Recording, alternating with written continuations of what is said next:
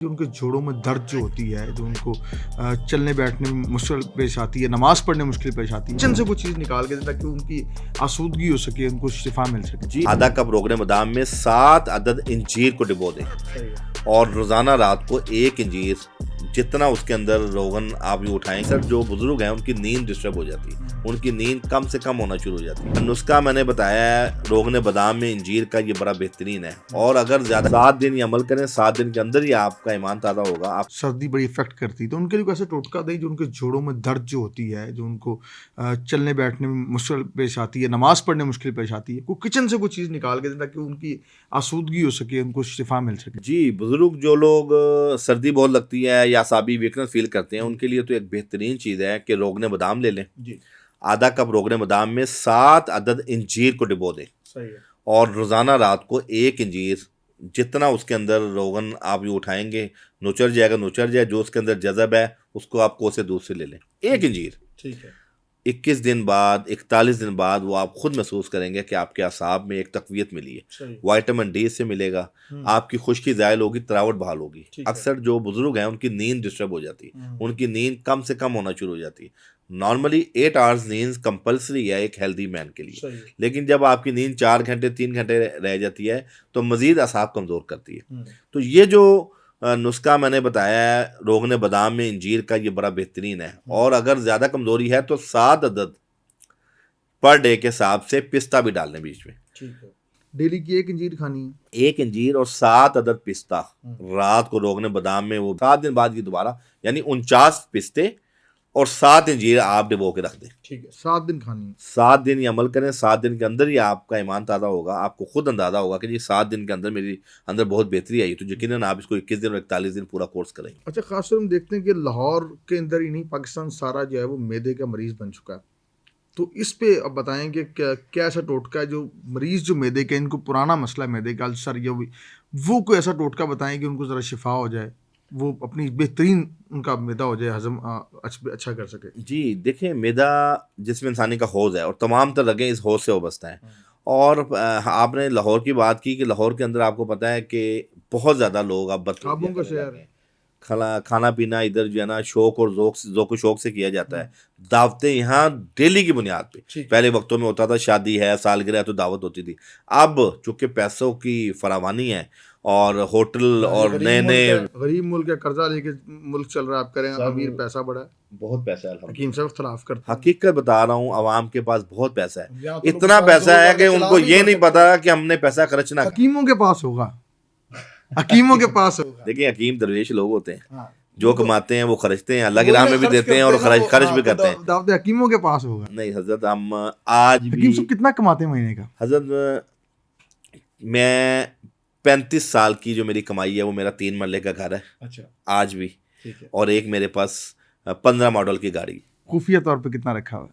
Sir मेरा कोई खुफिया नहीं, मैं जब पैसे जोड़ता हूँ तो मैं 2-3 माह बाद अल्लाह के घर चला जाता हूँ। मेरी ये पिकनिक है, मेरा ये ज़ौक़ है। फैमिली को लेता हूँ, बेटे को पकड़ लिया, अहलिया को ले लिया या दोस्तों को साथ ले गए। मेरा ये ज़ौक़ शौक है कि मैं जब 5-7 लाख 2-4-5 लाख इकट्ठा होता है या मैं कमेटियाँ डाल के इकट्ठा करता हूँ तो मैं अल्लाह के घर चला जाता हूँ। ये मेरा ज़ौक़ है। अच्छा, और ये ग्राउंड रियलिटी है। सही। हम वापस मैदे पे आते हैं, तो बेहतरीन कोई चीज़ बताएं मैदे के हवाले से कि जो है। अच्छा, मैदे के हवाले से मैं बता रहा था कि पुदीने की चटनी हमारे तमाम लोगों को इसका एहतमाम करना चाहिए। इससे आपका कोलेस्ट्रॉल ठीक है, इससे आपका यूरिक एसिड ठीक और आपका जिगर ठीक। और दूसरा, अपने खानों के अंदर हमारी माएँ बहनें जो घरों में किचन में खाना बनाती हैं, उसके अंदर जो मसाला जाते हैं वो खुद पिसवाएं। यानी कोई भी मसाला आपने लेना है उसको आप पहले हर्ब की शक्ल में लें, उसकी सफाई करें, उसके बाद उसको घर में ग्राइंड करें। जब आप ये मसाला इस्तेमाल करेंगे तो आप मैदे के अल्सर, मैदे की तेज़ाबियत से भी बचेंगे।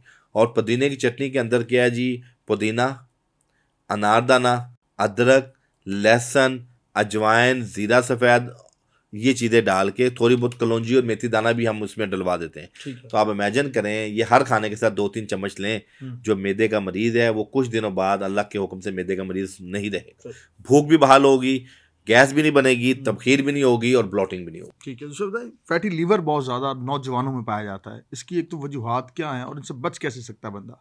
फैटी लीवर ग्रेड 2 कॉमन हो चुका है और इसकी मेन वजह यही है कि जहाँ खाना खाया वहीं बैठ गए, या दूसरे नंबर पे शुगर का ज़्यादा इस्तेमाल, चीनी का ज़्यादा इस्तेमाल, और तीसरे नंबर पे ये है कि लाइफस्टाइल सेडेंट्री है कि हम उठ यानी कि वॉक नहीं हो रही, एक्सरसाइज नहीं हो रही। तो अगर आपका जिगर फैटी है तो उस सूरत में सबसे ज़रूरी है कि 3 किलोमीटर आप वॉक करें, नंबर 1। नंबर 2, खाने के फौरी बाद पानी ना पिएं। अक्सर लोग खाने के साथ 2-2 गिलास पानी पी लेते हैं, उससे ब्लोटिंग होती है और खाने का हाजमा सुस्त होता है और वहाँ आपकी जो है ना बॉडी में जो चर्बी है वो डिपॉजिट होना शुरू होती है। अच्छा, इसमें भी एक बेहतरीन चीज़ हमारे पास मौजूद है, ज़ीरा सफ़ेद। ज़ीरा सफ़ेद को रात को 1 गिलास पानी में भिगो दें, सुबह छान के भून के वो पानी पी लें। एक तो ये अमल है। दूसरे नंबर पे हमारी तिब के अंदर अर्क कासनी है। कासनी का अर्क, कासनी का अर्क के ऊपर पिछले दिनों यूरोप में तहकीक हुई है कि हमारा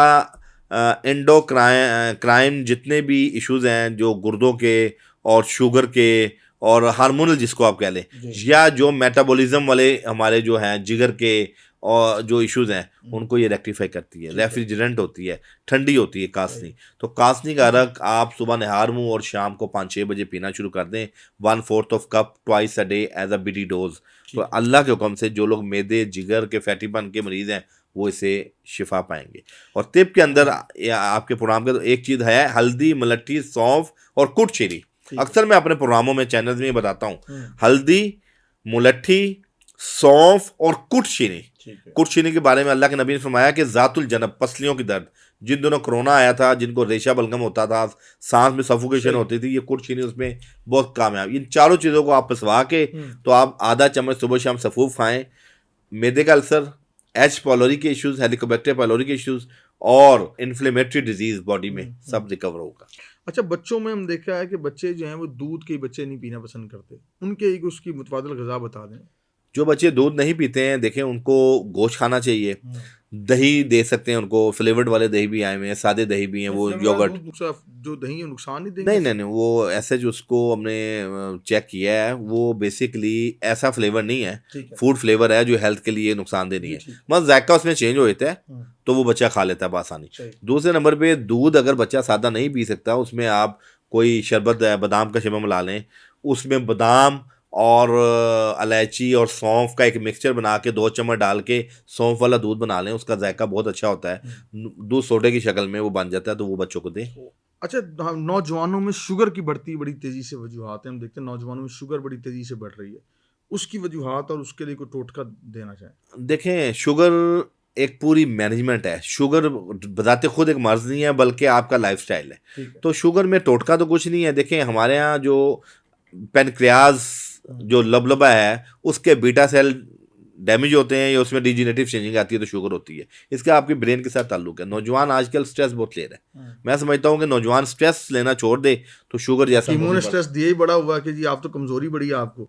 नहीं, नौजवानों को स्ट्रेस का उनके रिज़्क का है, नौकरियों का है। नौजवानों को स्ट्रेस उनकी शादियों का है। नौजवानों को स्ट्रेस जो है अपना हेल्थ का है। तो ये बात है कि नौजवान हमारा जो है ना और मुस्बत सरगर्मियों में नहीं आ रहा। पहले क्या होता था कि इनडोर एक्टिविटीज़ कम होती थी, आउटडोर ज़्यादा होती थी। क्रिकेट भी खेलते थे, बैडमिंटन भी खेलते थे, फुटबॉल भी खेलते थे। आजकल तमाम बच्चा नौजवान जो है ना मोबाइल पे गेमें खेल रहा है। तो आप हमारी एक्टिविटीज़ कम होने से भी हमारी बीमारियाँ